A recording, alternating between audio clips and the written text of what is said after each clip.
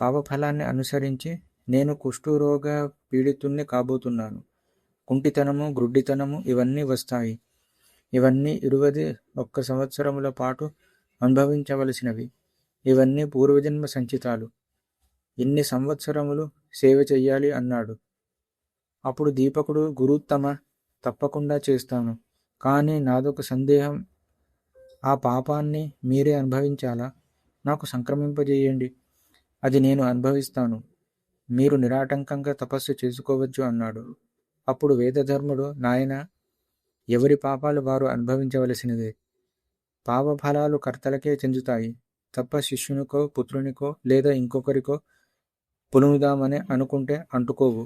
కనుక నా పాప ఫలాలు నేను అనుభవిస్తాను. అనుభవిస్తున్న సమయంలో సేవ చేస్తే చాలు. కుష్ఠరోగికి సేవలు చేయడం అంటే అది అనుభవించడం కన్నా కష్టం. దానికి నువ్వు అంగీకరించావు. పద, వెంటనే కాశీకే చేరుకుందాం అని త్వరగా ఇద్దరూ మనోవేగంతో కాశీ చేరుకున్నారు. గంగానదిలో మణికర్ణిక ఘట్టంలో స్నానం చేశారు. డుండివి గణపతిని, కాలభైరవుని అర్చించారు. అన్నపూర్ణ, విశాలాక్షి, విశ్వేశ్వరులను దర్శించారు. ఉత్తర దిక్కుగా ఒక కంబలాశ్వతరు సన్నిధిలో చిన్న కుటీరం నిర్మించి నివాసం ఏర్పాటు చేసుకున్నారు. ముప్పొద్దులా గంగా స్నానం, విశ్వనాథుని దర్శనం చేసుకున్న తర్వాత ఒకరోజు తెల్లవారి లేచేసరికి వేదధర్ముని శరీరం నిండా పొక్కులు వచ్చాయి. క్షణంలో కాళ్ళు చేతులు తిమ్మిరులెక్కాయి. పొక్కులు చితికి చీము నెత్తురు కారసాగాయి. చూస్తూ ఉండగానే శరీరం అంతా పొడులుతో నిండిపోయింది. చూపు మందగించింది. కంఠస్వరం మారిపోయింది. వ్రేళ్ళు వంకరలు తిరిగాయి. కుష్ఠుతనము, కుంటితనము, గ్రుడ్డితనము ఒక్కసారిగా వేదధర్ముణ్ణి నుంచెత్తాయి. క్రమక్రమంగా రోగం బాగా ముదిరిపోయింది.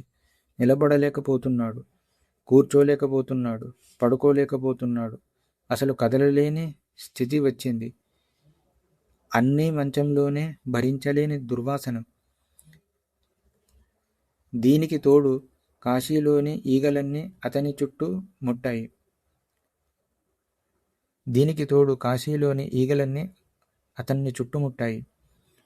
రోగబాధతో వికృతంగా మారిపోయాడు. మెడలు వాల్చి ముఖం ఏటవాలుగా త్రిప్పి కనిపించని కన్నులతో దీపక, దీపక అని అరుస్తున్నాడు. దీపకుడు మాత్రం నిమిషం ఏమారకుండా సకల సేవలు చేస్తున్నాడు. పసిబిడ్డను కన్నతల్లిలా చూస్తున్నాడు. ఎంత దుర్గంధమైనా ముఖం త్రిప్పుకోకుండా భరిస్తూ గురువుగారు ఉన్న ప్రదేశాన్ని, ఆయన శరీరాన్ని శుభ్రం చేస్తూ, ఈగలను తోలుతూ సేవ చేస్తున్నాడు. గురువుగారికి కొద్దిగా కొనుకు పట్టిన సమయంలో గబగబా 4 ఇళ్ళు తిరిగి యాచించి ఆహారం తెస్తున్నాడు. ఆకలి ఎరిగి బ్రతిమాలి తినిపిస్తున్నాడు. కుష్ఠరోగికి కోపం ఎక్కువ అన్నారు.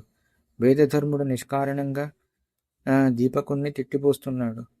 ఈ బాటి చెయ్యలేని వాడివి ఎందుకొచ్చావని దెప్పి పొడుస్తున్నాడు. ఒక రకంగా కాదు, నానా దుర్భాషలాడుతున్నాడు. మరుక్షణంలోనే మళ్ళీ సౌమ్యుడవుతున్నాడు.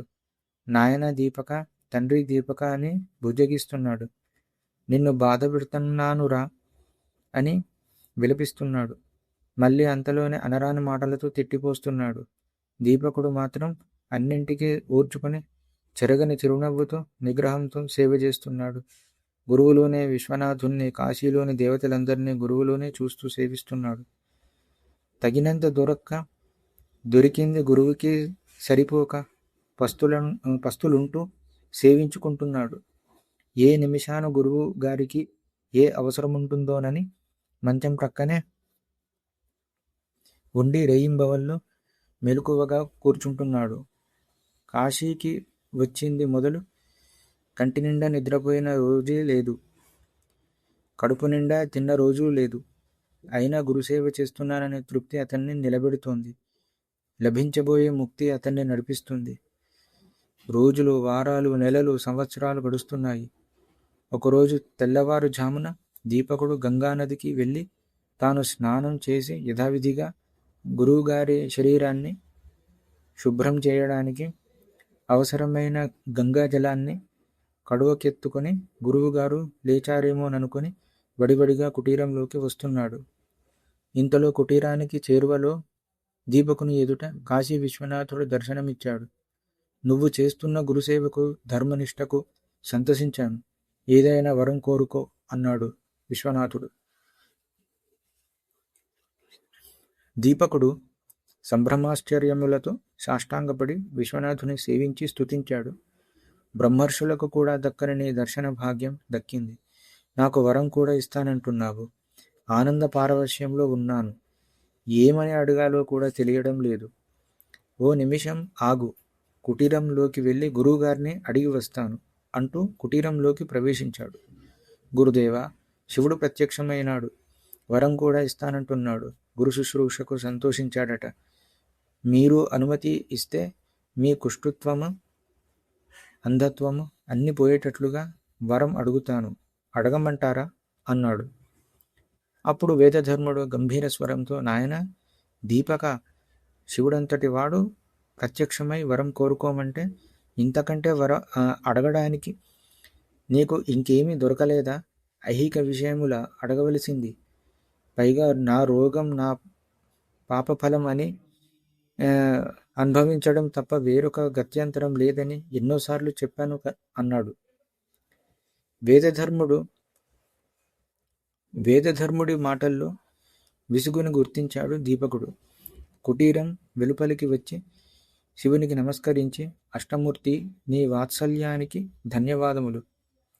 నిన్నిప్పుడు అడగదగింది నాకు ఏదీ కనిపించడం లేదు, క్షమించు అన్నాడు. అదేమిటి నాయనా, అడగదగిందే కనిపించడం లేదా? మీ గురువు ఆరోగ్యం సరిచేయమని కోరవచ్చు కదా అంటూ శివుడు ప్రోత్సహించాడు. దానికి దీపకుడు నిరాకరించాడు. అలాంటి వరం అడిగేందుకు గురువు అనుమతి లేదు, సెలవు ఇప్పించు, గురువుగారికి సేవ చేసుకోవాలి అని రివ్వున కుటీరంలోకి వెళ్ళి గురుసేవలో నిమగ్నమయ్యాడు. శివుడు అంతర్ధానం చెంది తన ఆస్థాన మండపంలో ఆ సాయంకాలం కొలువు తీరి ఉండగా సకల దేవతల సమక్షంలో అందరూ వింటూ ఉండగా శ్రీమన్నారాయణునితో ఈ సంగతి చెప్పాడు. దీపకుడంటే దీపకుడే, భవధ్వాంత నాశకుడు. నువ్వు తప్పనిసరిగా వెళ్ళి చూడదగిన శిష్యుడు అని ప్రశంసించాడు. శ్రీమన్నారాయణుడు ఆనందం పట్టలేక మరునాడే దీపకుని ముందు ప్రత్యక్షమయ్యాడు. నాయనా దీపక, నీ గురుసేవ పరాయణత్వం నన్ను ఆనంద పరవశుణ్ణి చేసింది. నీ ఇష్టం వచ్చిన వరం కోరుకో అన్నాడు. దీపకుడు భక్తి ప్రపత్తులతో సాష్టాంగ నమస్కారం చేశాడు. అనేక స్తోత్రములతో స్తుతించాడు. నారాయణ, వాసుదేవ, గురుసేవ అనేది హరిహరులను ఇద్దరిని ఇంతగా ఆనందపరుస్తుందని తెలియదు. నా ధర్మంగానే నేను సేవ చేస్తున్నాను. దిక్పాలకులకైనా అనుగ్రహించని దివ్య దర్శనం నాకు ప్రాప్తింపజేశాడు. ఇది మీ కరుణకి సంకేతం. నాకు గురువే దైవం. జపం, తపము, తీర్థము, క్షేత్రము, సర్వస్వము నాకు గురువే. వేదశాస్త్రాలు బోధించే, ఆత్మజ్ఞానాన్ని ప్రసాదించి పరతత్వాన్ని తెలియపరిచిన వేదధర్ముడే నాకు ప్రత్యక్ష దైవం. అనన్య చిత్తంతో గురుసేవ చేస్తున్నాను. దీనికి ఏదైనా ప్రతిఫలం ఉంటే అది మోక్షమే తప్ప కోరదగింది ఏమీ లేదు. అయినా కరుణమూర్తివై వచ్చి ఏదైనా కోరుకోమన్నావు కాబట్టి అడుగుతున్నాను. నాలో గురుభక్తి స్థిరమయ్యేట్టు అనుగ్రహం ప్రసాదించు. నాకు తెలియని గురుమహిమ ఏమైనా ఉంటే చెప్పు. ఇదే నిన్ను కోరే వరం. శ్రీమన్నారాయణుడు కళ్ళల్లో ఆనంద భాష్పాలు తిరిగాయి. నాయన, గురుస్వరూపమే బ్రహ్మపదాన్ని అందిస్తుంది. ఉదరపోషణకు అవసరమైన లౌకిక విద్యలు నేర్పినవాడు సాధారణ గురువు. ధర్మాధర్మ వివేకాన్ని కలిగించేవాడు అతని కంటే ఘనుడు. వేదశాస్త్రాలను బోధించేవాడు అతని కంటే ఘనుడు. వేదార్థ బోధకుడు అధికుడు. బ్రహ్మ విద్యోపదేష్ట అందరికన్నా గొప్పవాడు. అతడు నాకు అభిన్నుడు. అరిషడ్వర్గాలలో చిక్కుకొని అల్లకల్లోలమవుతున్న శిష్యుని మనస్సుకు పురాణేతే శాస్త్రాల ప్రబోధంతో ఊరడింపు కలిగించే ధర్మపదంలో నడిపించే గురువే ప్రత్యక్ష దైవం. అతన్ని మనోవాక్కాయ కర్మలతో సేవించడానికి మించిన పురుషార్థం లేదు. అది భుక్తిముక్తి ప్రదం. ఈ తత్వం నీవు తెలుసుకొని గురుసేవలో ఉన్నావు. అందువల్లే దర్శనమిచ్చాను. సద్గురువులను సేవించే సత్శిష్యులంటే మా త్రిమూర్తులకు చాలా ఇష్టం. నీకు సకల శుభాలు కలుగుగాక అని ఆశీర్వదించి నారాయణుడు అదృశ్యమయ్యాడు. కుటీరంలోని వేదధర్మునకు మెలకువ వచ్చింది. దీపకుణ్ణి పిలిచి, నాయనా దీపక, ఎవరు వచ్చింది? ఎవరితో మాట్లాడుతున్నావు అని అడిగాడు. దీపకుడు వేదధర్మునికి నమస్కరించి పరమానందంతో జరిగిన వృత్తాంతం చెప్పాడు. వేదధర్ముడు ముఖంలో ఆనందం, కన్నుల్లో వాత్సల్యం తలుక్కున మెరిశాయి. దృఢచిత్తంతో స్థిర సంకల్పంతో దీపకుడు సేవలు చేస్తూ ఉండగా 21 సంవత్సరాలు గడిచిపోయాయి. వేదధర్ముని పాపాలు నశించాయి. కుష్ఠరోగము, అంధత్వము అన్నీ ఎవరో తీసివేసినట్టుగా తొలగిపోయాయి. శరీరం మీద ఆనవాలుగా ఒక్క మచ్చ కూడా లేదు. బూడిద నుండి వెలువడిన అగ్ని కణంలా ప్రకాశిస్తున్నాడు. దీపకుడు ఆనందంతో ఉక్కిరిబిక్కిరి అయ్యాడు. గురుదేవ అంటూ వేదధర్ముడు పాదాల మీద పడి సాష్టాంగ నమస్కారం చేశాడు. నాయనా దీపక, నీ సేవలు ఫలించాయి. పూర్వజన్మ సంచితాలైన నా పాపకర్మలు వదిలిపోయాయి. ఈ పుణ్యమంతా నీదే. నీ గురుభక్తి చరిత్రలో చిరస్థాయిగా నిలిచిపోతుంది. నవనిధులు నీకు పరిచారకులు అవుతాయి. అష్టసిద్ధులు సంప్రాప్తమవుతాయి. ఇక నుంచి గురు శుశ్రూష విషయంలో ముందు నిన్నే చెప్పుకుంటుంది ఈ లోకం. కాశీ విశ్వనాథుని దయవల్ల ప్రారబ్ధ కర్మే కాదు, మొత్తం భవసాగరాన్నే దాటాము. కాశీకి వచ్చిన ఏ ప్రాణికోటినైనా తరింపజేస్తాడు విశ్వనాథుడు. ఈ భూగోళంలో కాశీని మించిన క్షేత్రం లేదు. విశ్వనాథుని మించిన దైవం లేదు. ముక్తిని కోరుకునే వారందరికీ కాశీవాసం కొంగు బంగారం. మహాప్రళయంలో కూడా నశింపక నిలిచే ఏకైక అద్భుత క్షేత్రం కాశీ. యమనియమాలతో అంతరేంద్రియ బహిరేంద్రియాలను బంధించి విశ్వనాథుని పాదాలను ఆశ్రయించిన వారు జీవన్ముక్తులవుతారు.